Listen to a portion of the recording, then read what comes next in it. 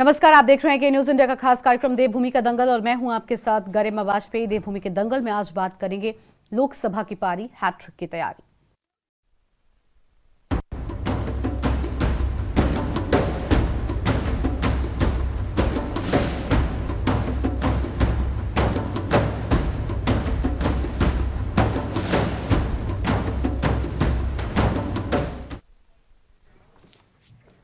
और लोकसभा चुनाव के लिए उत्तराखंड की चुनावी बिसात बिछने लगी है। भाजपा, कांग्रेस समेत तमाम दल इस दंगल को जीतने का दावा कर रहे हैं। वहीं भाजपा ने नए साल से अपने चुनावी अभियान को तेज करने का फैसला लिया है। इसके लिए काशीपुर में 2 दिनों तक भाजपा ने मंथन भी किया और साथ ही कई महत्वपूर्ण कार्य समितियों की बैठक भी ली।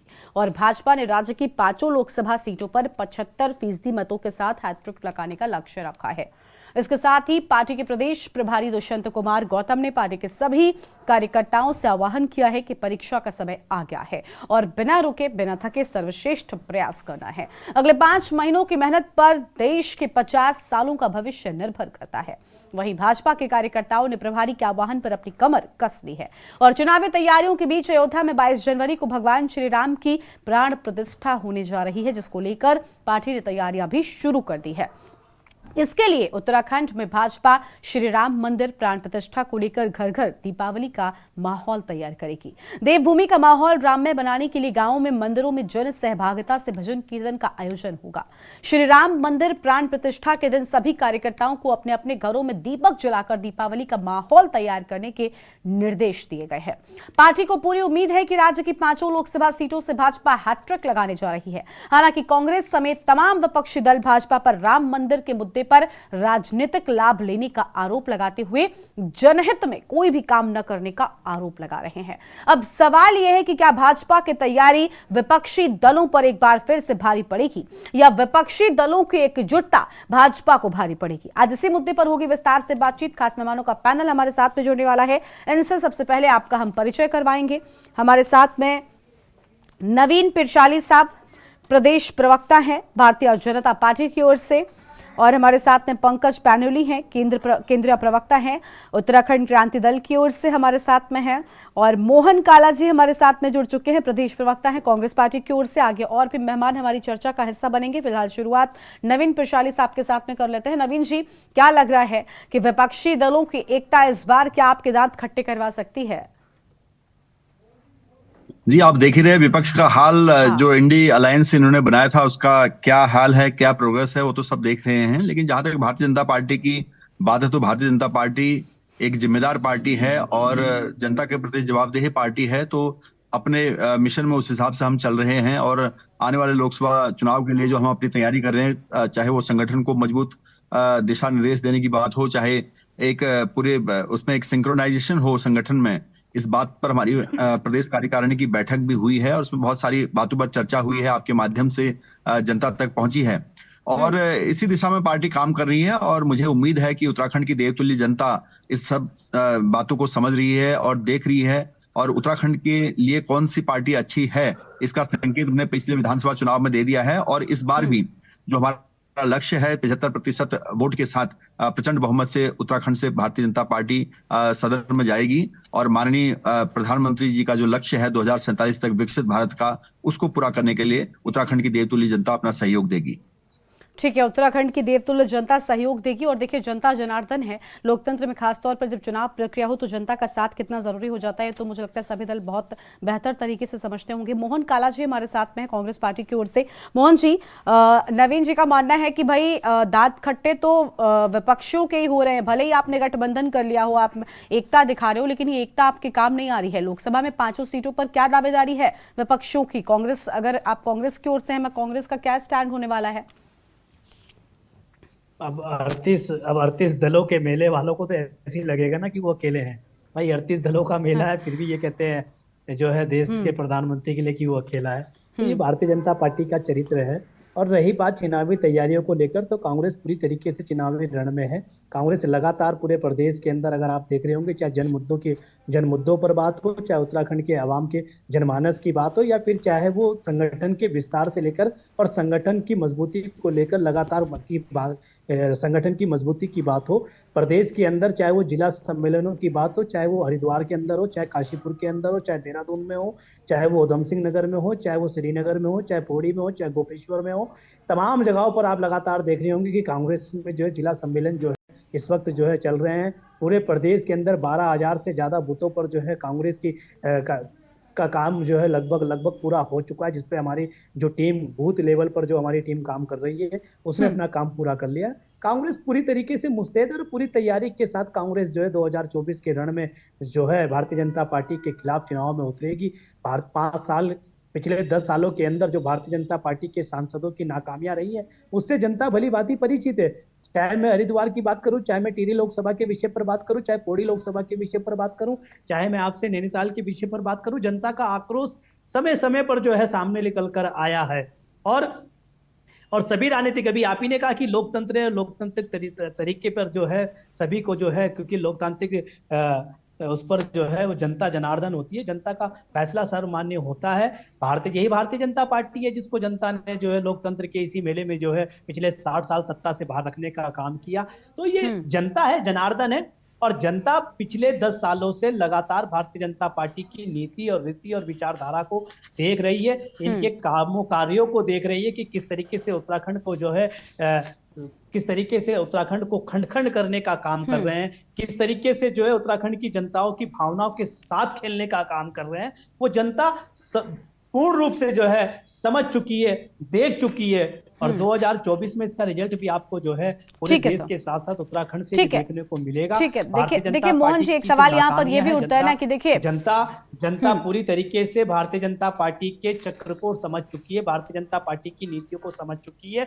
ये सिर्फ चुनाव के समय पर जो है विकास की बात करते हैं, उसके पास लेकिन जनता तो तब भी विश्वास कर रही है ना मोहन जी, जनता विश्वास तो तब भी कर रही है। और देखिए आप कह रहे हैं कि इनको इतने सालों से देख रही है, इतने सालों से इनको देख रही है, अभी लोकसभा का चुनाव है, आप बाकी के राज्यों में स्थिति देखिए अपने गठबंधन की क्या हुई, तो उस लिहाज से आप ये कह पा रहे हैं, भला कैसे कह पा रहे हैं, ये भी एक बड़ा सवाल है। देखिए हिमाचल में भी नरेंद्र मोदी जी के चुनाव लड़ा गया था। क्या हर्ष हुआ हिमाचल में भारतीय जनता पार्टी का? तब इनको गठबंधन की याद नहीं आई कि यही गठबंधन था या कांग्रेस थी। कर्नाटक में जब हाल बुरा होता है इनको याद नहीं आती, तेलंगाना में जब हाल बुरा होता है तो इनको याद नहीं आती है। तो ये अभी आप ही ने कहा ना कि लोकतंत्र है। नहीं ठीक है, दक्षिण भारत में आप मजबूत है, दक्षिण भारत में आप मजबूत है, दक्षिण भारत में कांग्रेस पार्टी मजबूत है, लेकिन आपकी हार तो वहां पर हुई ना सर। सुनिए पहले आप सुनिए, आपकी हार तो वहां पर हुई जहां पर आप पहले से थे सत्ता में। 10 लाख वोट ज्यादा दिए। आप ये भी तो देखिए कि उसी जनता ने 10 लाख भारतीय जनता पार्टी से ज्यादा वोट दिए कांग्रेस को। आप ये भी तो देखिए कहां कांग्रेस का बताइए ना, उत्तराखंड की बात कीजिए, कहां कांग्रेस है यहाँ पर? नहीं, अगर लोकसभा के लिहाज से हम देख रहे हैं तो लोकसभा के लिहाज से तो आपने 5 राज्यों के सेमीफाइनल में अपनी परफॉर्मेंस पर आप कुछ कहेंगे क्या? ये 5 राज्यों को जिनको आप खुद सेमीफाइनल मान रहे थे, कहीं ना कहीं आपको भी लग रहा था कि आपकी जो गठबंधन है इसका बड़ा असर कुछ देखने को मिल जाएगा, लेकिन ऐसा तो कुछ नहीं हुआ। ठीक है, आपने गठबंधन 24 के लिहाज से किया है, लेकिन एक स्टेट ऑफ माइंड भी होता है ना, और ऐसा आप लोगों को लग रहा था कि ठीक है वो चीजें सुधर जाएंगी। देखिए स्टेट लेवल पर अलग बात है और केंद्र लेवल पर अलग है। अब हमारे जो इंडिया गठबंधन है उनका राष्ट्रीय स्तर पर जो उनका गठबंधन हुआ है वो राष्ट्रीय मुद्दे अलग हैं और स्टेट पर जो है वो अलग थे। अब रही बात अगर इन्हीं चीजों को देखेंगे तो हिमाचल में भी भारतीय जनता पार्टी की हार हुई है, वहां की जनता ने नकारने का काम किया भारतीय जनता पार्टी को, कर्नाटक की जनता ने नकारने का काम किया ऐसे। और यही 2018 में यही राज्य थे 2019 से पहले 2018 में जब भारतीय जनता पार्टी को बाहर का रास्ता दिखाने का काम किया था जनता ने। भाई यही राजस्थान था, यही मध्य प्रदेश था, यही छत्तीसगढ़ था जिन्होंने 2018 में भारतीय जनता पार्टी को बाहर का रास्ता सर। लेकिन अभी वर्तमान की बात करिए ना, क्योंकि वर्तमान की स्थिति आपके लिए ज्यादा वर्तमान की स्थिति आप पर ज्यादा असर डालने वाली है सर, उसका ज्यादा इम्पैक्ट पड़ेगा।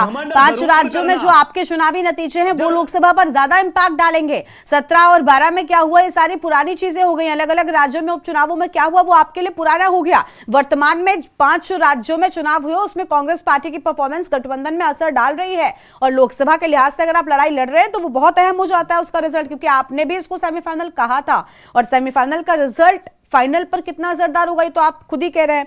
चलिए ठीक है, आपके पास लौटेंगे। हमारे साथ में केंद्रीय प्रवक्ता यूकेडी की ओर से पंकज पैनोली जी भी जुड़ चुके हैं। पंकज जी, बहुत स्वागत के न्यूज इंडिया पर आपका। पंकज जी, क्या लग रहा है, राज्य की 5 लोकसभा सीटों में एक तरफ बीजेपी हैट्रिक लगाने की तैयारी में है, इंडिया गठबंधन कह रहा है कि हमें सीटें मिलेंगी, और क्योंकि पिछले 10 सालों से लगातार जनता जो है वो परेशान हो रही है, जनता इनकी नीतियों से खुश नहीं है, लेकिन विधानसभा के चुनाव हो या अन्य राज्यों में चुनाव हो, सब जगह विश्वास तो इन्हीं पर जनता दिखा रही है। आपको लग रहा है कि इस बार के चुनाव में क्या स्थिति होने वाली है? देखिए, ये दोनों जो राष्ट्रीय दल है ना, ये कभी भी क्षेत्रीय मुद्दों पर और क्षेत्र के मुद्दों को लेके कभी भी इन्होंने चुनाव नहीं लड़ा है। और आप कह रहे हैं कि जनता इनको लगातार मत दे रही है, लेकिन अभी 1 हफ्ते पहले ही देहरादून में एक विशाल जनसभा हुई है, और जिस तरीके से लोग अपने हक हुकूकों के लिए, मूल निवास हो, भू कानून हो, उसके लिए सड़कों पे आए, और उसके बाद लगातार ये चीजें जो आगे बढ़ रही हैं, तो इसमें निश्चित तौर से ये दोनों राष्ट्रीय दल जो हैं ये कभी भी प्रदेश की भलाई को नहीं चाहते हैं। चाहे वो हमारा सांसद आदर्श ग्राम हो, प्रसाली जी से पूछ लीजिए कि पिछले 10 साल में कितने सांसद आदर्श ग्राम बने हैं। चाहे वो हमें 2 मिनिस्ट्रियां मिली है, सेंटर से मिली थी, एक एचआरडी मिली थी, एचआरडी के हिसाब से उत्तराखंड को क्या मिला, कितने केवी मिले, कितने सेंट्रल यूनिवर्सिटियां मिली, या फिर अभी जो हमारे सांसद है नैनीताल से अजय भट्ट जी, उनको स्टेट मिनिस्टर ऑफ डिफेंस है, कितने सैनिकों की कैंटीन खुली, कहाँ कैंटीन खुली। ये सारी चीजें आपको यहाँ के जो लोग हैं, अभी चाहे मैं अपनी बात करूं तो मैं टिहरी विधानसभा से आता हूं, हमने तो अपनी सांसद को देखा ही नहीं, सांसद आदर्श ग्राम, और उसकी बात तो अलग रही। राजमाला लक्ष्मी तो कभी किसी क्षेत्र में घूमती ही नहीं है, कभी दिखी नहीं, वोट मांगने तक नहीं आती है वो। तो ये सारी चीजें हैं। इस बार जनता ने देखो जो यहाँ के मूल मुद्दे हैं उस पे यहाँ के लोग अब एकजुट हो रहे हैं, और एकजुट होने के साथ साथ वहां पे जो मांगे हैं इन मुद्दों की, चाहे 371 की है, चाहे मूल निवास की है, भू कानून की है, राजभाषा का दर्जा देने वाली बात है, स्पेशल औद्योगिक पैकेज की बात है, इन सारी चीजों के लिए यहाँ की जनता अभी लामबंद होना शुरू हुई है। जिसकी बानगी 24 तारीख का वो आंदोलन था, जिसमें देहरादून की सड़कों पे 30 से 40 हजार आदमी आया था, जबकि यही भाजपा थी जिसने फेल करने के लिए उसको मोदी है ना जैसा एक इवेंट करने की कोशिश करी, जो बुरी तरह फ्लॉप रहा। उसमें किराए की भीड़ से सहारनपुर और हरिद्वार से लोगों को बुलाया था। वो सारी चीजें यहाँ की जनता में और देहरादून के सड़कों पे लोगों ने देखी है। तो निश्चित तौर से इस लोकसभा चुनाव में भाजपा की तो स्थिति खराब ही है, लेकिन देखना ये होगा कि विपक्षी दल और विपक्ष किस तरीके से इस चीज को आगे बनाता है। और यूकेडी का हमेशा से एक ही स्टैंड रहा है, वो रही है क्षेत्र की बातें और जो यहाँ के लोकल इश्यूज है उन पे यूकेडी। नहीं तो आपको लग रहा है कि इन सालों में सत्ता पक्ष की ओर से जो स्थानीय मुद्दे थे उनको दरकिनार किया गया, कहीं ना कहीं केंद्रीय मुद्दों पर राजनीति होती रही, लेकिन अब चुनाव भी तो केंद्र का है।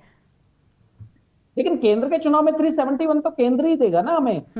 गढ़वाली कुमाऊनी राजभाषा को दर्जा तो केंद्र ही देगा ना, स्पेशल औद्योगिक पैकेज केंद्र ही देगा ना। और बीजेपी ही कहती है डबल इंजन की सरकार है, तो डबल इंजन जो वहां से चलेगा तो यहाँ पे हमारा मूल निवास भू कानून और यहाँ की जो और समस्याएं हैं उस पर भी तो वही करेगा ना। टीएसडीसी का हमारा सबसे बड़ा जो डैम है एशिया का, वो हमारी सीने पर रख के बनाया गया, हमारे हजारों गांव को बाहर कर दिया गया, लेकिन उसके में उत्तराखंड को कितना मिलता है? 12%। ये भी सेंटर ही करेगा ना तय। जो ये यहाँ पे औद्योगिक नीति बनाई गई थी, जो इंडस्ट्रियलाइजेशन था, उसके लिए भी सेंटर ही काम करेगा। तो ये अगर देश का चुनाव है तो देश के परिप्रेक्ष्य में जो हमारे मुद्दे हैं उन मुद्दों पे हम चुनाव की बात कर रहे हैं और जनता के बीच में लगातार जा रहे हैं। ठीक है, ठीक है, आपके पास लौटेंगे। हमारे साथ में उमा सिसोदिया जी जुड़ चुकी हैं, वरिष्ठ नेता हैं आम आदमी पार्टी की ओर से। उमा जी, बहुत स्वागत आपका भी के न्यूज इंडिया पर। उमा जी, हम आपसे जानना चाहेंगे कि देखिए लोकसभा के लिए उत्तराखंड में चुनावी बिसात जो है वो बिछना शुरू हो चुकी है। एक तरफ इंडिया गठबंधन है जो ये कह रहा है कि नहीं हमारी मजबूती हो, और इस बार जनता जो है वो इनसे पूरी तरीके से पीड़ित है, इतने सालों से वो इनका जो काम है वो देख रही है और संतुष्ट नजर नहीं आती है। लेकिन इंडिया गठबंधन को क्या लग रहा है कि लोकसभा के लिहाज से उत्तराखंड में कितना मजबूत है वो? क्योंकि फिलहाल बीजेपी की बात करें तो वो तो साफ तौर पर कह रहे हैं कि हम हैट्रिक लगाने के लिए बिल्कुल तैयार हैं। देखिए, हाँ इस समय का चुनाव जो 2024 का जो आने वाला आगामी चुनाव है लोकसभा का, वो वाकई में बहुत दिलचस्प होने वाला है। हाँ दो बड़े गठबंधनों के बीच में एक सीधा मुकाबला है। बीजेपी हाँ के साथ जो एनडीए गठबंधन जो बीजेपी का है, और इंडिया गठबंधन जो हम जिसमें आम आदमी पार्टी भी शामिल है और तमाम बड़े दल उसमें शामिल है। तो वाकई में देखिए, लोकतंत्र की खूबसूरती तभी होती है, लोकतंत्र तभी मजबूत होता है, और लोकतंत्र किसी भी देश में तभी जिंदा रहता है जब विपक्ष मजबूत हो। एक मजबूत विपक्ष सत्ता पक्ष को आवारा होने से बचाता है। जैसे कि एक बड़े कवि की रचना थी कि संसद जो है वो आवारा ना हो जाए, इसके लिए सड़कों पर लोगों को उतरना पड़ेगा। तो वही हम्म बात है, मेरा कहने का मतलब यही है कि जब तक विपक्ष मजबूत नहीं होगा किसी भी देश में, तब तक हम्म सत्ता पक्ष के हिटलरवादी होने का जो एक अंदेशा है वो लगातार बना रहता है। और आने हम्म वाला चुनाव वाकई में बहुत दिलचस्प होने वाला है। और यहाँ पर आम आदमी पार्टी इंडिया गठबंधन के साथ है, और हम लोग भी अब देखते हैं कि कितनी सीट इसमें आम आदमी पार्टी को यहाँ पर लड़ने के लिए मिलती है तो भी ठीक है, नहीं मिलती है तो भी आम आदमी पार्टी जो है वो पूरी तरह से कांग्रेस के साथ कंधे से कंधा मिलाकर यहाँ पर काम करेगी, क्योंकि हमारे गठबंधन में जिसको भी टिकट यहाँ पर दिया जाता है हम लोग उनके साथ खड़े होंगे।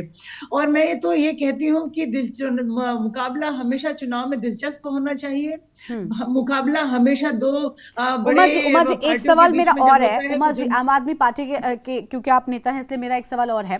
फिलहाल विधानसभा के चुनाव में कांग्रेस पार्टी और आम आदमी पार्टी ने अलग अलग चुनाव लड़ा था। वहां पर स्थिति आम आदमी पार्टी की काफी ज्यादा खराब थी। आपने देखा, आपने कोशिश की, लेकिन स्थितियां ठीक नहीं बैठी और चीजें ठीक नहीं हुई, जिसके चलते कहीं ना कहीं आम आदमी पार्टी अपना अस्तित्व ही ढूंढती रह गई। लेकिन इस बार क्योंकि अभी सीटों के बंटवारे को लेकर भी कोई विशेष चर्चा, चाहे बीजेपी में हो, देखिए बीजेपी में ऐसी कोई वहां पर दुविधा नहीं है, लेकिन गठबंधन में क्योंकि सबकी सहमति चाहिए होगी, तो क्या आम आदमी पार्टी सीटों की कोई मांग करने वाली सबसे पहले तो यहां पर यही हो जाता है? क्योंकि जो देखिए, स्थिति थी, बिल्कुल आपको आम लग आदमी रहा है कि पार्टी यहां पर उत्तराखंड में गठबंधन भी में कम आपको से कोई कम जगह एक मिलेगी?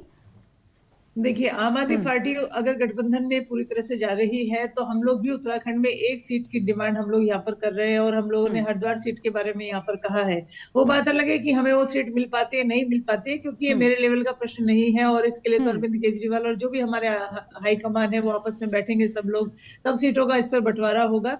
और आपकी बात बिल्कुल ठीक है कि विधानसभा चुनाव में उस समय गठबंधन नहीं था, आज स्थितियां दूसरी हाँ हैं। और पार्टी देश में पहले भी हमने बहुत सारे गठबंधन देखे हैं, बहुत सारे गठबंधन की सुचारू रूप से चलती हुई सरकारें भी देखी हैं, और इस समय भी आप देख सकते हैं कि एनडीए गठबंधन जो इनका मोदी जी का जो गठबंधन है उसमें 32 दल इन्होंने शामिल किए हुए हैं। वो बात अलग है कि आप 32 दलों को बिल्कुल उभरने नहीं देते हैं, और किसी दल का आप नाम भी नहीं बताएंगे बैठ के कि ये सारे, बाकी बीजेपी के अलावा भी 31 दल हमारे साथ और हैं। तो ये गठबंधन ही है जो इस समय बीजेपी का चल रहा है, और इंडिया गठबंधन इनके सामने है। तो मैं समझती हूँ दिलचस्प मुकाबला 2024 में हम लोग देखने को मिलेगा हम लोगों को।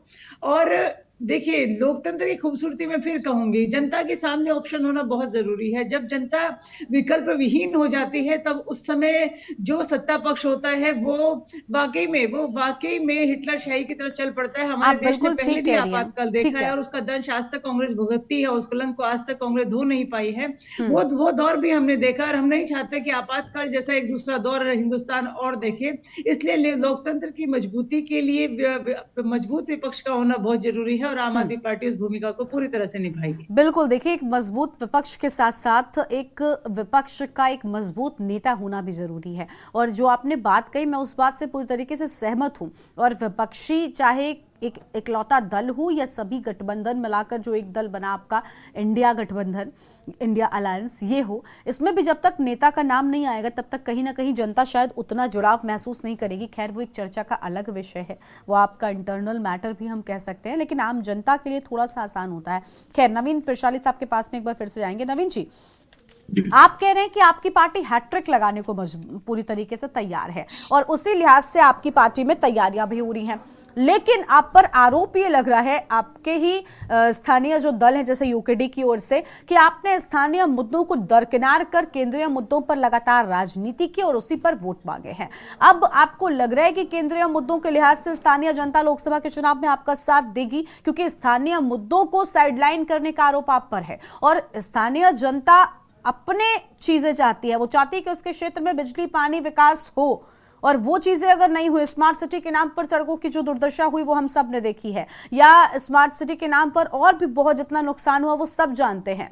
ठीक है, आपने स्मार्ट सिटी की बात की थी, लेकिन अब तक वो नजर नहीं आता। स्थानीय बहुत से मुद्दे हैं, बेरोजगारी हो गया, पलायन हो गया, भू कानून, भू निवास, मूल निवास और स्थायी राजधानी, ये सारे मुद्दे हैं जिनका हल नहीं निकला।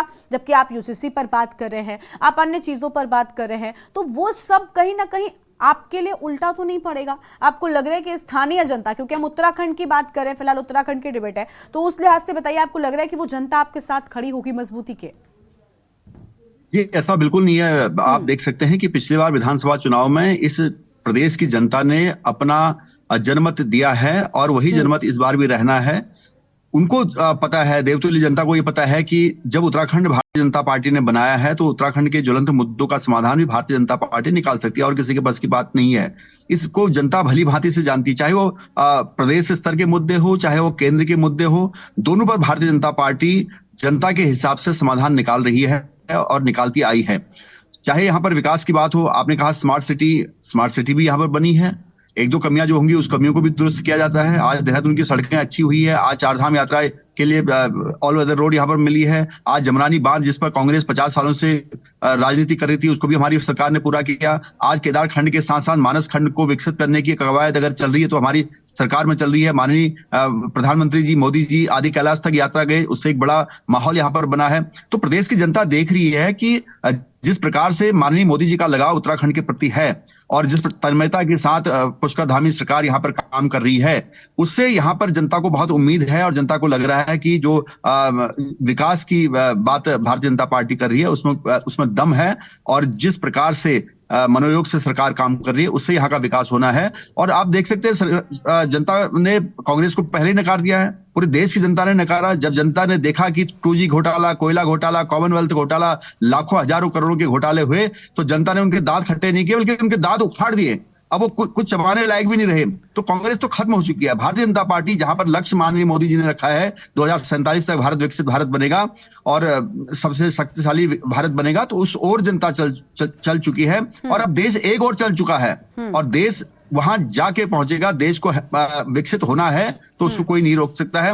राजनीतिक रोटियां सभी दल सकेंगे। इंडिया अलायंस की आप बात कर रहे थे, आप इनसे पूछे कौन इनके संयोजक हैं, कौन प्रधानमंत्री के दावेदार हैं। अभी मैंने आपसे एक सवाल किया था ना, आप ठीक है, आप बात कर रहे हैं, जवाब दे रहे हैं। मैंने आपसे एक बात की थी कि आपने स्थानीय मुद्दों को दरकिनार किया, यह आरोप आप पर लगा है, और क्या आपने उस पर कोई जवाब नहीं दिया? क्या इन मुद्दों का कोई हल हुआ? बताइए। मेरा जवाब उस पर मैं सुन लीजिए। चाहे यहाँ के जो मूल मुद्दे हैं, भू कानून और यहाँ का मूल निवास, उस पर सरकार ने काम किया है। धामी जी जब नियुक्त हुए थे तभी इसके लिए एक कमेटी गठित कर दी गई थी, जिस कमेटी ने अपने 80 पृष्ठ की रिपोर्ट दी थी। उस रिपोर्ट पर टेक्निकल पॉइंट्स के लिए और उसके सारी चीजों पर विचार करने के लिए एक कमेटी बनाई गई है। राधा रतुड़ी जी जो सीनियर IAS ऑफिसर है, उत्तराखंड की बेटी है, उत्तराखंड के मुद्दों को समझती है, उनकी अध्यक्षता में, और वो कमेटी अपना रिपोर्ट मुख्यमंत्री जी को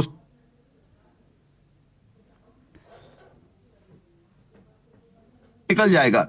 अब उसमें कोई राजनीति करने की जरूरत नहीं है, क्योंकि अगर यहाँ के कोई मुद्दे का समाधान निकाल सकता है, उत्तराखंड के सवालों का जवाब देने की ताकत केवल भारतीय जनता पार्टी में है। भारतीय जनता पार्टी की सरकार भी है, भारतीय जनता पार्टी की चाह भी है। तो यहाँ के मूल मुद्दों को अगर हम नहीं करेंगे तो कौन करेगा, और हम ही कर सकते हैं। लेकिन सर ठीक है, आप कर सकते हैं, बिल्कुल आप कर सकते हैं, आपको करना होगा। अभी तो यहाँ पर ये भी नहीं आप कर सकते हैं, आप क्योंकि सत्ता में आप ही को करना है, आप ही को करना है। नहीं, बस सवाल तो यही है कि करना आप ही को है, लेकिन कर नहीं रहे। क्योंकि अगर कर रहे होते 10 सालों से ज्यादा का वक्त आपके पास था, 10 साल नहीं, नवीन जी सुनिए पहले, 10 सालों से ज्यादा का वक्त आप ही के पास था, आप ही सत्ता में है, आपके पास तो डबल इंजन की भी सरकार है। ये भी नहीं कह सकते कि हमें केंद्र से कोई साथ समर्थन नहीं मिलता। क्या कमी रह गई सर? जनता ने पूरा भरपूर साथ सहयोग वोट सब तो दिया, आपने जनता को क्या दिया? ये कमी विपक्ष को दिख रही ना, कमी विपक्ष को दिख रही, जनता को विपक्ष की बात नहीं है सर, मैं आपसे सवाल कर रही हूँ सर, मैं आपसे सवाल कर रही हूँ। नवीन जी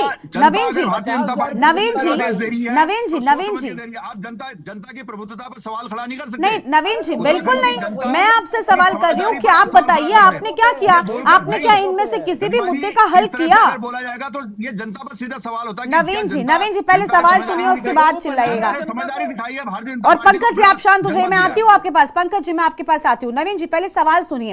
मैंने ये नहीं कहा कि जनता आपको क्यों लेकर आई, जनता ने अपनी समझदारी नहीं दिखाई, जनता ने समझदारी दिखाई, जनता ने आप पर विश्वास भी दिखाया।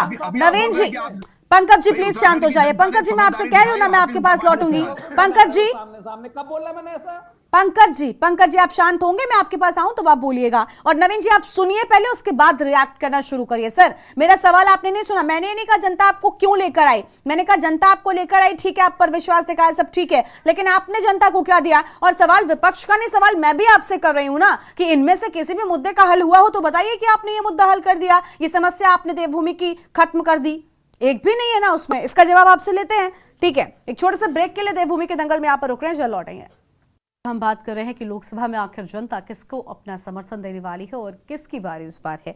हमारे साथ में खास मेहमानों का पैनल लगातार बना हुआ है। अपनी चर्चा की शुरुआत करेंगे नवीन जी के पास में हम थे। नवीन जी देखिए, चर्चा इसी बात को लेकर हो रही है कि जनता ने आप पर विश्वास दिखाया, लेकिन आपने जनता को क्या दिया? सर ये बड़ा सवाल है, और सिर्फ विपक्ष सवाल नहीं उठाता, ये आम जनता भी सवाल उठा रही है। ये सवाल मेरा भी है कि बताइए इनमें से कौन सा मुद्दा आपने हल कर दिया, किस मुद्दे का संपूर्ण समाधान आपने दे दिया। विपक्षियों पर हर बार किसी भी सवाल से बचने का एक ही जवाब नहीं हो सकता कि विपक्षियों की ऐसी मानसिकता है, इनका तो काम ही है आलोचना करना। ये आपके हर सवाल का जवाब नहीं बन सकता सर हमेशा। देखिए, मेरे किसी भी जवाब का सवाल ये नहीं है कि विपक्ष की मानसिकता कैसी है। मेरा नहीं, मेरा आमतौर हर पर सवाल का एक ऐसे जवाब ही है उत्तराखंड सवालों का के विकास। जवाब आते हैं, ठीक है, इसलिए मैंने कहा। गरिमा जी नहीं प्लीज, मैं जो बात करने की कोशिश कर रहा हूं, हमारा हर एक सवाल का जवाब है उत्तराखंड का सर्वांगीण विकास। और उत्तराखंड के सर्वांगीण विकास के लिए जो भी जरूरत होती है उसको सरकार पूरा कर रही है, चाहे वो इंफ्रास्ट्रक्चर से लेकर हो, चाहे औद्योगिकरण हो, चाहे किसी भी क्षेत्र में आगे बढ़ने की बात हो, वो भारतीय जनता पार्टी की सरकार मनोयोग से कर रही है। और जहां तक उत्तराखंड की जनता को क्या देने वाले बात यहाँ पर है कि क्या सरकार ने दिया, आप देख रहे हैं कि इस प्रदेश में पूरे सड़कों का जो जाल बिछाया है तो उत्तराखंड में भारतीय जनता पार्टी की सरकार ने बिछाया है। इस यहाँ पर जो चाहे ऋषिकेश कर्णप्रयाग रेलवे लाइन हो, चाहे वो आपके टनकपुर तक रेलवे लाइन बिछाने की बात हो, या अन्य जगहों पर बागेश्वर तक रेल लाइन ले जाने की बात हो, भारतीय जनता पार्टी की सरकार में हो रहा है और इसी में संभव है। और यहाँ पर जो नई नई रेलें चलाने की बात हो तो वो भी उत्तराखंड में भारतीय जनता पार्टी की सरकार ने चलाए हैं। और भी जो भी विकास हो, अगर स्मार्ट सिटी की बात हो या अन्य बातों को बनाने की बात हो, तो सारा जो विकास का कार्य है भारतीय जनता पार्टी उस दृष्टिकोण से इसको देख रही है। पूरे उत्तराखंड को विकसित करने की बात यहाँ पर चल रही है। और माननीय प्रधानमंत्री जी ने भी कहा कि ठीक है आपने देखिए, ठीक है सर, अब आगे बढ़ेंगे चर्चा पर। लेकिन मैं फिर आपको वही बात कह रही हूँ कि आपने एक जनरलाइज जो आंसर होता है ना वो दे दिया कि हम पूरे उत्तराखंड में विकास की धारा बहा रहे हैं, हम ये कर रहे हैं, हम वो कर रहे हैं। लेकिन मैंने कहा था ना कि उत्तराखंड की मूल समस्याएं आपको हाथों पर गिनाई, लेकिन उनमें से एक का भी संपूर्ण समाधान की बात आप नहीं कर पाए। जो आपके दो समस्याएं हैं यहाँ पर जो आपने गिनाई, सर ये हमारी नहीं, आपके प्रदेश की समस्याएं हैं। और ये जस की तस बनी हुई है, ये जस की तस बनी हुई है। ठीक है, चलिए मोहन जी के पास में जाएंगे। मोहन जी, समस्याएं मैंने गिनाई थी, स्थायी राजधानी, मूल निवास और भू कानून, ये सब समस्याएं हैं, पलायन, बेरोजगारी, स्वास्थ्य व्यवस्था, क्या नहीं है उत्तराखंड में ये सारी? आप कांग्रेस पार्टी की ओर से हैं, फिलहाल गठबंधन में है, क्या लग रहा है कि अभी देखिए 10 सालों से जस की तस है, मैंने तो गिना भी दिया कि इनमें से बताइए आपने किसी का पूरा समाधान किया हो? कोई जवाब नहीं है ये कहने के सिवा कि हमने उत्तराखंड का खूब विकास किया। ठीक है, आपने किया होगा, आपने कई सारी योजनाएं लेकर आई होंगी, लेकिन इन समस्याओं का जो पहले से थी, जिनके लिए गठन हुआ था राज्य का, उनका क्या? अगर आप आते हैं, आप ये जनता को सुनिश्चित कराएंगे कि ये समस्याएं कम से कम आप खत्म कर सकें? क्योंकि आपको भी जब मौका मिला था तब हुई नहीं, ऐसा नहीं है। कांग्रेस पार्टी जब सत्ता में आई तब भी जस की तस ही रही थी। देखिए गरिमा जी, मैं अपनी बात रख लूं अब? हाँ बिल्कुल, शुरू करिए सर। देखिए, भारतीय जनता पार्टी के नवीन पिरशाली प्रवक्ता ही नहीं, भारतीय जनता पार्टी के किसी भी प्रवक्ताओं से अगर आप मुद्दों पर बात करेंगी तो ये मुद्दों पे बात नहीं करते हैं। ये उन बातों पर, इस विषय पर बात ही नहीं करेंगी जिस पर जनता बात करती है। किसान मांगेगा अपना हक, ये कहेंगे ये किसान मांग रहे हैं अपना अधिकार जो है, या मुआवजे का अधिकार, ये कह रहे नहीं हम कानून लेकर आ रहे हैं वो बेहतर है। किसान कह रहा भैया ये कानून मेरे लिए बेहतर नहीं है, ये मांग मेरे लिए बेहतर है, पर ये कह रहे नहीं कानून बेहतर है। ये शुरुआत से भारतीय जनता पार्टी के चरित्र में यही रहा है कि इंसान को चाहिए क्या होता है, इन्हें उनसे मतलब नहीं है, हम जो जबरदस्ती थोप रहे हैं वो है। उत्तराखंड के विकास के परिप्रेक्ष्य में जैसे भारतीय जनता पार्टी के साथी बात कर रहे थे और आप बात कर रहे थे रेल कर्णप्रयाग परियोजना की, तो नवीन पिरशाली जी को पता होगा कि किस सरकार की, किस केंद्र की सरकार में जो है ये योजना प्रदेश के अंदर, और जिस ऑल वेदर का ये गुणगान गाते हैं वो ऑल वेदर रोड का नाम बदल जाने से योजना भारतीय जनता पार्टी की नहीं हो जाएगी। नवीन पिरशाली जी, आप उसको देखिए कि वो हरीश रावत जी की अध्यक्षता में और हरीश रावत जी के नेतृत्व में जो है चार धाम केदारनाथ, चार धाम जो है सुधारी मार्ग के रूप में जो है योजना थी। नाम बदल जाने से आप पे मेडल नहीं मिल जाएगा आपको। इसलिए भारतीय जनता पार्टी काला जी, ऐसे तो सोनिया गांधी जी भी बोलती थी कि राजीव गांधी जी का सपना था। और रही बात बंधन बिल पे हमने किया था। नवीन जी बीच में मत बोलिए। देखिए नवीन जी बीच में मत बोलिए ना। सरकार ने किया नहीं, मैं बोल रहा हूँ वही। अगर आप बात करें तो सोनिया गांधी जी ने भी कहा था। हाँ ठीक है, आपके पास आएंगे तब आप बोलिएगा ना। नवीन जी एक साथ बोलने से आवाज नहीं आती है सर, क्यों नहीं समझते आप? नवीन जी प्लीज। भारतीय जनता पार्टी पूरे कर रही है। नवीन जी आपको समझ में नहीं आ रहा है आज? आपको समझ में नहीं आ रही? एक बार मैं बात मैं कह रही हूँ कि एक साथ मत बोलिए, आपको सुन नहीं पाता कोई, ना उनको सुन पाता, समय बेकार जाता है सर। कृपया कम से कम सही तरीके से रहिए, ठीक है? बोलिए मोहन जी। तो ये मैं ऑन रिकॉर्ड कह रहा हूँ, ये मैं आपके चैनल पर बैठ के झूठ को बोल रहा हूँ। अरे गरिमा जी को भी इसकी जानकारी होगी कि रेल कर्णप्रयाग परियोजना ऋषिकेश जो है कब लागू हुई, कब इसका उद्घाटन मोहन जी हुआ। अभी आप कह रहे थे मैं अब आपको भी टोकूंगी। अभी आप कह रहे थे कि मुद्दों पर बात नहीं करते बीजेपी के प्रवक्ता। अब आप कहां जा रहे हैं?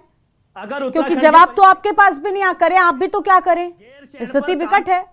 गरिमा जी, कांग्रेस हाँ। की सरकार ने क्या तंबू से शुरुआत करी थी, और वहां पर जो है विधानसभा के स्ट्रक्चर को बनाने का काम अगर किसी ने गैरसैंण में किया तो कांग्रेस ने किया। अगर पहाड़ों के विकास की बात किसी ने की, अभी आप मूल निवास और जो है भू कानून पर बात कर रही थी। मेरे साथ हमारे साथ डॉक्टर पैनोली जी भी बैठे हैं, उनको भी इस चीज की जानकारी होगी कि तिवारी जी के शासनकाल में जो है इसी प्रदेश के अंदर जो है एक हमने जो है स्कीम बनाई थी, जिसमें हमने 250 वर्ग मीटर जो है वो चिन्हित किया था। अरे इन्हीं भारतीय जनता पार्टी के लोगों ने जो है कहा उन सारे कानूनों को हटाने का काम किया। त्रिवेंद्र सिंह जी के शासनकाल में जो है पूरी तरीके से जो है वो पूरे नियम, वो कायदे, वो कानून जो है तार तार कर दिए गए। वो जो एक और इसके साथ साथ शायद नवीन भाई को पता होगा कि तिवारी जी के बाद फिर उसके बाद एक काम किया था खंडूरी जी ने, कि जिसमें एक रूपरेखा उन्होंने तैयार की थी कि भाई 250 से बढ़ाकर 500 वर्ग मीटर किया था, पर उसको भी दरकिनार करने का काम अगर किसी ने किया तो इन्हीं भारतीय जनता पार्टी के लोगों ने किया। उत्तराखंड को तार तार करने का काम किया तो इसी उत्तराखंड के लोगों ने किया।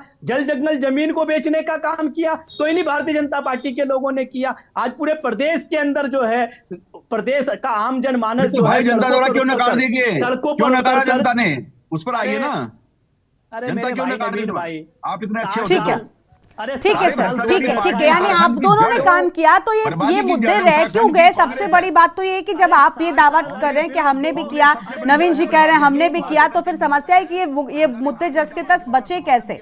ठीक है, अभी आप दोनों के पास आएंगे। मोहन जी 500 सीट लोकसभा में भारतीय जनता पार्टी की आ रही है। हाँ ठीक है, वो देखिए वो नतीजों के साथ साफ होगा। ठीक है नवीन जी ठीक है। मोहन जी हो गया। पंकज जी के पास जाएंगे। पंकज जी आप कुछ कह रहे थे। पंकज जी अब तो बड़ा सवाल है कि भाई सब कह रहे हैं हमने सब कर लिया, लेकिन मुद्दे जस के तस हैं। ये भला क्यों नहीं हुआ प्रदेश का?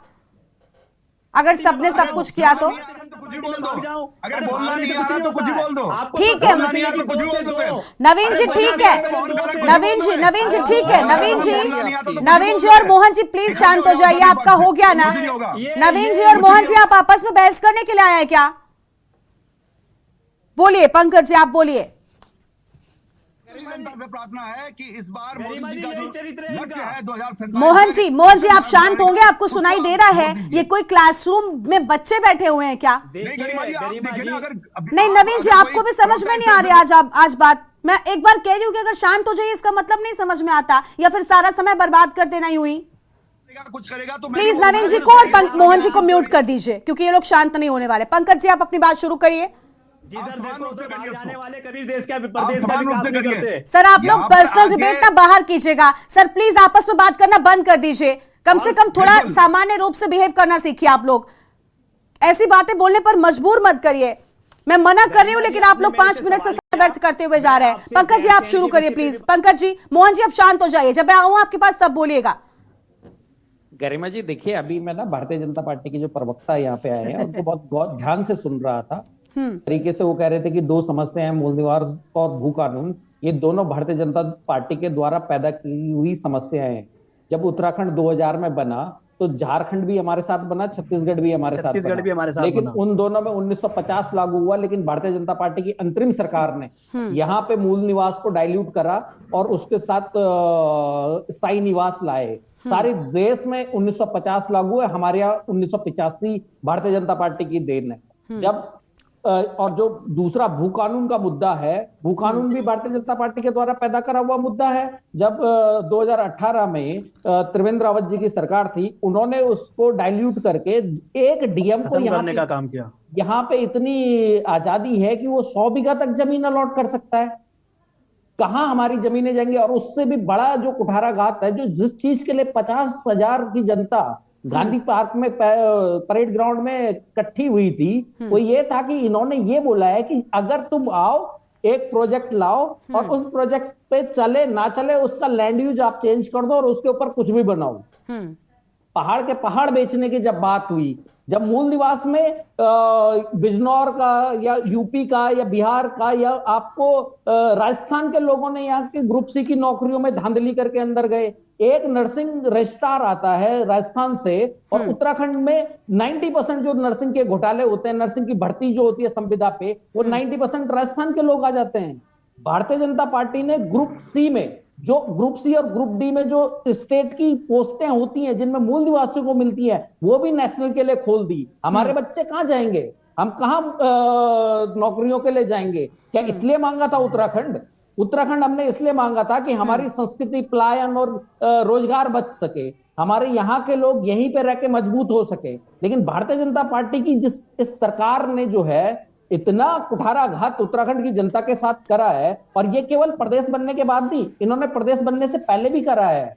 जब यूपी में टेबल हुआ था बिल उत्तराखंड राज्य पुनर्गठन आयोग 2000, तो जो वो बिल पहले बना था, मुलायम सिंह ने जिस बिल को टेबल करा था, तो वो बिल पूरे राज्य आंदोलनकारियों और कौशिक समिति के ज्वाइंट इफेक्ट से जो बना हुआ था, वो बिल पेश हुआ था। लेकिन भारतीय जनता पार्टी की सरकार ने उसमें 29 अमेंडमेंट करे, जिसकी वजह से हमारा पानी, हमारे परिसंपत्तियां और हमारे यहाँ के जो वो थे फॉरेस्ट के जो रूल्स थे, वो सारे के सारे डाइल्यूट हो गए। राज्य को नुकसान हुआ उसका, और उसके बाद यही उठा के ले गए दिल्ली, और दिल्ली उठा के ले जाने के बाद जो 3 अमेंडमेंट हुए, उसमें हमने खोई अपनी राजधानी। अस्थायी राजधानी आज तक देहरादून है। एक प्रदेश जिसने 23 साल में एक उसको राजधानी तक नहीं दी गई। तेलंगाना की राजधानी हो गई, हैदराबाद की राजधानी बन गई, उत्तराखंड की राजधानी नहीं बनी। क्यों? क्योंकि वो जो दिल्ली में एक अमेंडमेंट हुआ था ना, अस्थायी राजधानी का शगुफा जिस पे छोड़ा गया था, वो आज तक प्रदेश की जनता भुगत रही है।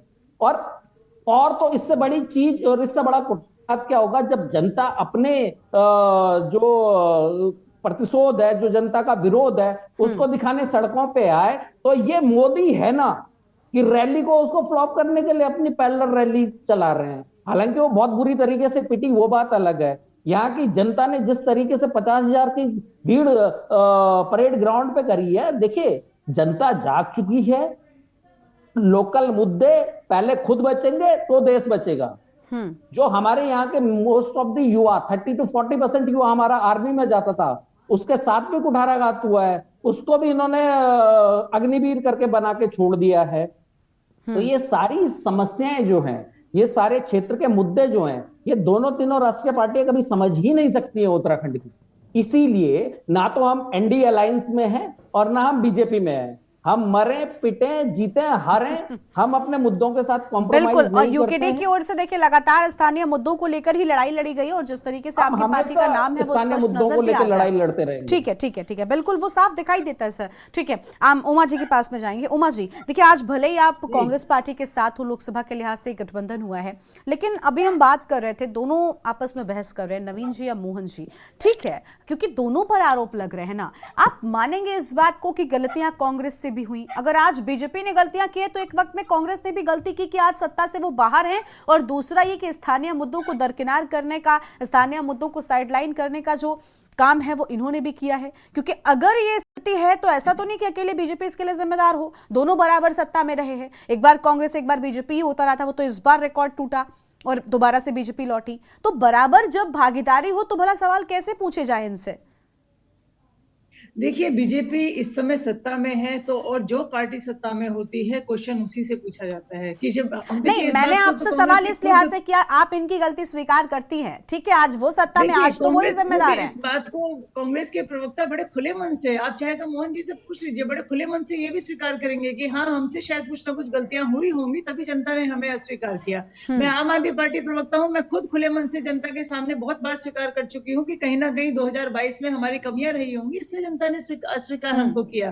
देखिए, जनता जनार्दन है और जनता जिसको चुनती है, अगर आज बीजेपी को जनता चुनती है तो हम खुले मन से स्वीकार करेंगे कि जनता ने बीजेपी को चुना है, कुछ ना कुछ तो अच्छा देखा होगा। हम विपक्षी हैं, हम देखिए, मैंने पहले भी कहा है कि किसी भी लोकतंत्र को चलाने के लिए एक मजबूत विपक्ष का होना आवश्यक है। हम अपनी बात को कहते रहेंगे, जनता उसको आज समझेगी, आज नहीं समझेगी, 5 साल बाद समझेगी, 10 साल बाद समझेगी, 20 साल बाद समझेगी, और जनता को जब समझ में आएगा तो सत्ता का परिवर्तन होगा। लेकिन विपक्ष की आवाज को उठाए रखना, बुलंद उसको जिंदा रखना, ये विपक्षी पार्टियों का कार्य होता है, ये धर्म होता है। और इस धर्म को मैं, पंकज जी की जो हिम्मत है, मैं उससे बहुत मतलब मैं खुश हूँ। उन्होंने कहा मरे चाहे खपे, हम चाहे कभी सत्ता में भी ना आए लेकिन हम अपने क्षेत्र के मुद्दों को उठाते रहेंगे। हेड्स ऑफ है यूकेडी को और इस तरह के नेताओं को जो जनता के साथ खड़े हुए हैं। आज जनता को शायद समझ ना आए, लेकिन हो सकता है 10 साल बाद जनता को ये चीज समझ में आए कि हमें हमारे साथ क्या क्या सही और क्या गलत हुआ है, और उस समय जनता अपना वोट किसी सही पार्टी को जरूर देगी, और हो सकता है उस समय यूकेडी यहाँ पर सत्ता में आए। तो मेरा कहने का मतलब देखिए यही है कि जनता किन मुद्दों पर जाकर वोट देती है। आज जो 50,000 लोग यहाँ पे परेड ग्राउंड में उतरे हैं, क्या ये 50,000 लोगों की जो भीड़ है वो सत्ता पक्ष को, इन 5 जो सीटें हैं हमारे यहाँ लोकसभा की, क्या जनता उन लोकसभा की इन सीटों से बीजेपी को उतार कर बाहर फेंकेगी? ये तो आने वाला चुनाव बताएगा। जनता कई बार जब वोट देने के लिए जाती है तो उस समय जनता के मन में क्या मुद्दे होते हैं, क्या उमड़ घुमड़ रहा होता है, किस तरफ जाकर कहते हैं किस तरफ जाकर वोट बैठेगा, ये तो उसी समय पता चलता है जब बैलेट बॉक्स से रिजल्ट बाहर निकल कर आता है। देखिए, कुछ भी हो, लोकतंत्र जिंदा रहना चाहिए। इसकी खूबसूरती यही है कि जब यहाँ पर इतनी सारी पार्टियां हैं, छोटी क्षेत्रीय पार्टियां भी हैं, और जनता के सामने अपने एक सरकार चुनने का एक उनके पास एक विकल्प है कि भाई ठीक है, इस बार अगर बीजेपी नहीं तो कांग्रेस, कांग्रेस नहीं तो यूकेडी, यूकेडी नहीं तो आम आदमी पार्टी, हमारे साथ सामने बहुत सारी पार्टी है। और रही बात ये कि कांग्रेस ने लूटा या बीजेपी ने लूटा, देखिए हर व्यक्ति में, चाहे कोई भी व्यक्ति हो, कोई भी सरकार हो, हर व्यक्ति 100% सही और 100% गलत नहीं होता। कोई भी दल 100% सही और 100% गलत नहीं होता। कुछ गलतियां अगर कांग्रेस से हुई हैं तो कुछ उनकी अच्छाइयां भी हैं, कुछ गलतियां अगर बीजेपी से हो रही हैं तो कुछ उनकी अच्छाइयां भी हैं। हमें उस तरीके से इस बात को देखना चाहिए। मैं कहूंगी कि यूकेडी ने 100% अच्छी पार्टी है, वो भी नहीं हो सकता। हो सकता है मेरे उनके साथ कुछ विरोधाभास हो। इसलिए देखिए, कोई भी व्यक्ति ना गलत है ना सही है, इसलिए बहुत अच्छी बात आपने जनता के लिए कौन सही है ये जनता खुद पहचानती है। दिल्ली में अगर जनता ने हमें हाथों हाथ लिया है, पंजाब में अगर हम जनता ने हमें हाथों हाथ लिया है तो वो जनता पहचानती है। उत्तराखंड में हमारी गलती रही है कि जो जनता ने हमें सत्ता में नहीं बैठाया या हमें उतना मत नहीं दिया, तो कहीं ना कहीं गलतियां हमारी रही हैं। इसलिए नेताओं को या संगठन को या पार्टी को अपने आप में सुधार करना चाहिए। जनता अपने आप देखेगी जब वो बैलेट उसमें विश्वास जीतना होगा जनता को, और तभी लोकतंत्र में कुछ संभव हो सकता है। ठीक है, कांग्रेस पार्टी के पास भी जाना चाहेंगे। कांग्रेस से मोहन जी हमारे पास में। मोहन जी, देखिए हम आपसे ये सवाल कर रहे हैं कि आपने कहा कि हम वापसी करेंगे, अभी जनता परेशान है, पीड़ित है, इनके सारे 10 साल के कार्यकाल से या इनके जो भी मुख्यमंत्रियों के काम रहे उनसे असंतुष्ट नजर आती है। लेकिन कांग्रेस पार्टी ने ऐसा क्या किया है कि वो कांग्रेस पार्टी का चुनाव करेगी? क्या आपके मुद्दे हैं? किन चीजों के साथ में आप उतरेंगे इस बार लोकसभा के चुनाव में? क्या भरोसा जनता को दिलाएंगे? किन वादों से उनका विश्वास जीतेंगे? अगर उन मुद्दों पर बात करें तो वो क्या मुद्दे हैं? देखिए, इस प्रदेश के अंदर बेरोजगारी सबसे बड़ा मुद्दा है। और गरिमा जी, ये आपको भी मालूम होगा कि जिस तरीके से इस प्रदेश के अंदर बेरोजगारी, जो सेवा योजन कार्यालय में रजिस्ट्रेशन बंद करना पड़ा हो, तो आप समझ जाइए कि इस प्रदेश में बेरोजगारी दर कितना बड़ा मुद्दा है और किस तरीके से इस प्रदेश के बेरोजगारों पर जो है लाठियां बांधी गई थी। आज तक उन बेरोजगारों पर जो लाठियां बांधी गई थी, कहा गया था कि षड्यंत्र हुआ था। यही भारतीय जनता पार्टी के लोग कह रहे थे कि षड्यंत्र किया गया था, लाठी और जो है क्या सरकार पर जो है बदनाम करने का। आज तक उसकी रिपोर्ट नहीं आई है। आज उस लाठी चार्ज की जो है फाइल जो है पटल पर नहीं आई कि उसमें कौन दोषी थे, किन्होंने जो है सरकार को बदनाम करने का काम किया था। पर सरकार ने जिस तरीके से पूरे प्रदेश के बेरोजगारों पर देहरादून के अंदर जो है पूरे युवाओं को जो लहू लुहान करने का काम किया था, ये किसी से छुपा नहीं है। यूके ट्रिपल एससी के घोटाले, अरे बच्चों का भविष्य बेच दिया गरिमा जी, आप कह रहे कि कौन से मुद्दे, अरे कितने तमाम मुद्दे इस प्रदेश के अंदर हैं। अगर मैं आपसे चमोली के घटना पर बात करूं, गोपेश्वर पे बात करूं, कर्णप्रयाग पर बात करूं, ये तमाम मुद्दे हैं। जोशीमठ का मुद्दा अगर मैं आपसे पुनर्वास की बात करूं, ये तमाम चीजें अगर आप देखेंगे तो प्रदेश में मुद्दे। हमारी एक बहन, हमारी एक बेटी का परिवार आज भी न्याय के लिए तड़प रहा है, अंकिता भंडारी का परिवार। और किस तरीके से बुलडोजर के चालक ने जो है भारतीय जनता पार्टी की एक विधायिका पर खुलेआम कोर्ट के अंदर बयान में कहा है कि मुझ पर जो, हम पर जो दबाव बनाया गया था रिसोर्ट को तोड़ने के लिए, ये किसी छुपा कोई है? ये भारतीय जनता पार्टी का चरित्र है। और भारतीय जनता पार्टी ने जिस तरीके से इस प्रदेश को जो है पीछे धकेलने का काम किया है, तमाम मुद्दे, किसान, इस प्रदेश का किसान बेहाल है, इस प्रदेश की मातृशक्ति बेहाल है। आज ही देखिए भारतीय जनता पार्टी के चंपावत के एक मंडल अध्यक्ष पर किस तरीके से नाबालिग युवती के साथ जो है यौन शोषण के आरोप लगे और उन पर पोस्को लगी है। तो ये भारतीय जनता पार्टी का ये तमाम मुद्दे हैं। बेटी बचाने से लेकर इस प्रदेश की महिलाओं को बचाने से लेकर इस प्रदेश के कानून को बचाने से लेकर इस प्रदेश की जो है आम नागरिक को बचाने को लेकर लगातार कांग्रेस सड़क पर जो है सदन से लेकर सड़क तक लड़ने का काम कर रही है। ये भारतीय जनता पार्टी के लोग, इनके पास है क्या? ये अगर नगर निगम का, और आप देखिए भारतीय जनता पार्टी की सबसे बड़ी हार, गरिमा जी मैं आपसे कहना चाहता हूं, मेरे और जो है राजनीतिक पार्टी के लोग भी यहाँ पर बैठे हैं, मीडिया पैनलिस्ट जो यहाँ बैठे हैं, चाहे वो यूकेडी से हो चाहे आम आदमी पार्टी से हो, अगर भारतीय जनता पार्टी को अपने विकास पर इतना गर्व था, अगर भारतीय जनता पार्टी को अपने विकास पर इतना विश्वास था, भरोसा था, तो आपने स्थानीय निकाय के चुनाव से भागने का काम क्यों किया? आपको जनता जवाब दे देती ना, आप आते ना स्थानीय निकाय के चुनाव में, क्यों आपने स्थानीय निकाय के चुनाव से भागने का काम किया? और रही बात, अगर आपसे मैं मूल निवास के विषय पर बात करूं, चाहे भू कानून के विषय पर बात करूं, या इस उत्तराखंड के परिप्रेक्ष्य पर बात करूं, अगर काम करने का काम किसी ने किया है तो आप, चाहे मेरे अन्य और पैनलिस्ट भी यहां पर होंगे, अगर वो 100% मेरी बात से सहमत नहीं होंगे तो मैं समझता हूं कि 50% तो मेरी बात से सहमत होंगे। अगर गैरसैंण पर किसी ने काम करने का काम किया, अगर तंबू लगाकर पहली बार गैरसैंण में जो है विधानसभा का पटल अगर किसी ने सजोने का काम किया तो कांग्रेस ने किया। गैरसैंण पर अगर काम करने का काम किया, विधानसभा से लेकर सचिवालय तक बनाने का काम किया, तो वो कांग्रेस ने किया। स्वर्गीय एनडी तिवारी जी के सरकार में रहते हुए इस प्रदेश की जमीनों को बचाने के लिए हमने कानून बनाने का काम किया, जिसमें 250 वर्ग मीटर जो इसमें तय हुआ था, पर त्रिवेंद्र जी की सरकार ने तहस नहस करने का काम किया। ऐसे तमाम मुद्दे हैं इस प्रदेश के अंदर। जिस तरीके से घोटालों की बहार आई हुई है, इनका हरिद्वार से मंडल अध्यक्ष संजय धारीवाल या चाहे हाकम सिंह के रूप में जिला पंचायत सदस्य हो, ऐसे तमाम मुद्दे हैं। आप लगा लीजिए कि टिहरी लोकसभा की जो सांसद हैं राजलक्ष्मी शाह जी, उनकी गुमशुदगी के पोस्टर लगा देती है जनता, उन्हें ढूंढती है जनता। हरिद्वार के अंदर निशंक जी की खिलाफत होती है, निशंक जी को खदेड़ने का काम जनता करती है। तो आक्रोश है जनता में। आज तक वहां के किसानों को, चाहे मैं इकबालपुर की बात करूं, चाहे सलेमपुर की बात करूं, हरिद्वार से जुड़े हुए लोगों की, बहादुराबाद की बात करूं, चाहे मैं भगवानपुर से जुड़े हुए बात करूं, चाहे मैं आपसे मंगलोर के किसानों की बात करूं, चाहे मैं उधम सिंह के किसानों की बात करूं, आज तक उनको गन्ना भुगतान नहीं हुआ। और जो आप बरसात में देखिए जिस तरीके से आपदा में उनका नुकसान हुआ था, आज तक वो मुआवजा राशि नहीं दी गई है। ऐसे तमाम मुद्दे हैं। और अभी इन मुद्दों पर हम नवीन जी से जवाब लेते हैं कि उनकी ओर से क्या काम किया गया। ठीक है मोहन जी, हम इन मुद्दों पर जवाब लेते हैं, उनसे क्या आखिर क्या काम किया गया। लेकिन सवाल तो ये नहीं कि जनता को नाराजगी तो देखिए कहीं ना कहीं आपसे भी है, इसी के चलते शायद वो वोटों के जरिए सामने आती है। देखिए वोटों के जरिए सामने आ जाती है, नाराजगी आपसे भी है। देखिए जनता को हमसे नाराजगी थी, कहीं ना कहीं कांग्रेस के किसी कामों में कोई कमी रह गई होगी, जब भी तो जनता ने हमको विपक्ष में बैठाने का काम किया है ना, भारतीय जनता पार्टी को सत्ता देने का काम किया है ना। पर अगर सत्ता में रहने के बावजूद भी विपक्ष पे आरोप लगाओ और अपने आप बैठकर जनता के लिए विकास का काम ना करो, तो अब इस पे अब जनता भली बात ही समझ रही है कि आप आरोप मत देने से बाहर कोई निकल जाएंगे। ठीक है। अरे चमोली में जो हादसा हुआ आपकी सरकार में हुआ, गोपेश्वर में जो हुआ वो आपकी सरकार में हुआ, ठीक है। जोशीमठ में जो हुआ वो अभी लौटते जवाब ले लेते हैं, अब नवीन जी से जवाब ले लेंगे। ठीक है, बीच में मत बोलिएगा प्लीज। नवीन जी, आपने सुना कई सारे मुद्दे हैं और मोहन जी कह रहे हैं कि इन सारे मुद्दों के चलते जनता परेशान है और ये सारी समस्याएं हैं जो वर्तमान में आम जनता को परेशान कर रही हैं। तब भी आपको लग रहा है कि आपकी हैट्रिक पूरी हो जाएगी?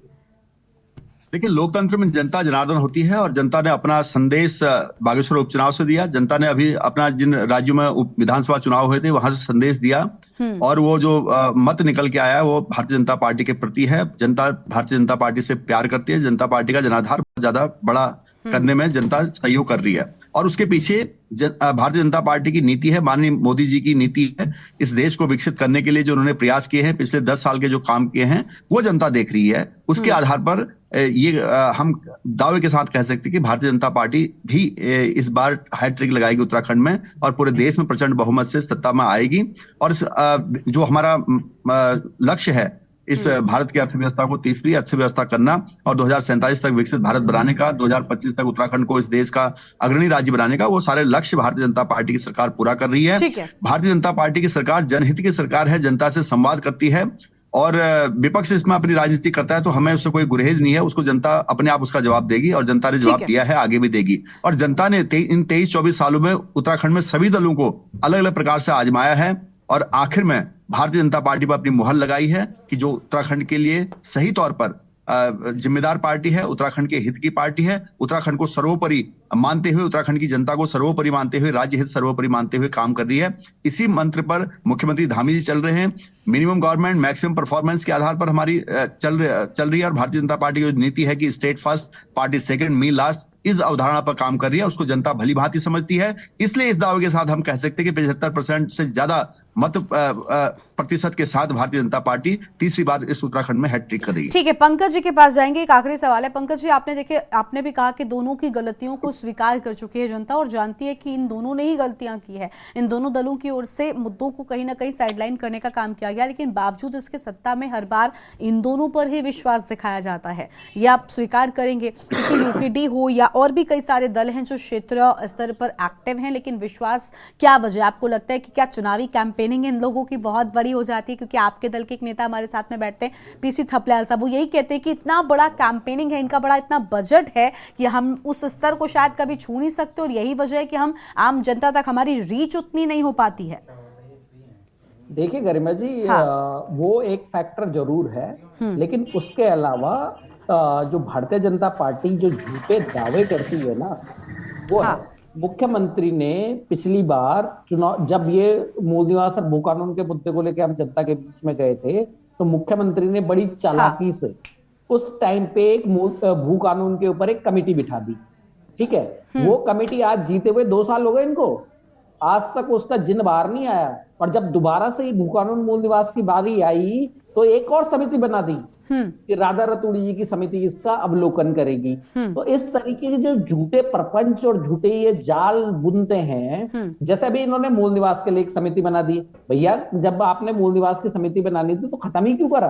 नहीं तो ऐसा तो नहीं होता कि जब भी मुद्दा उठाया जाता है, जब भी विपक्षी तो उस वक्त एक छोटा सा एक्शन के तौर पर रिएक्शन दे देते हैं ताकि ऐसा लगता है कि हम काम कर रहे हैं।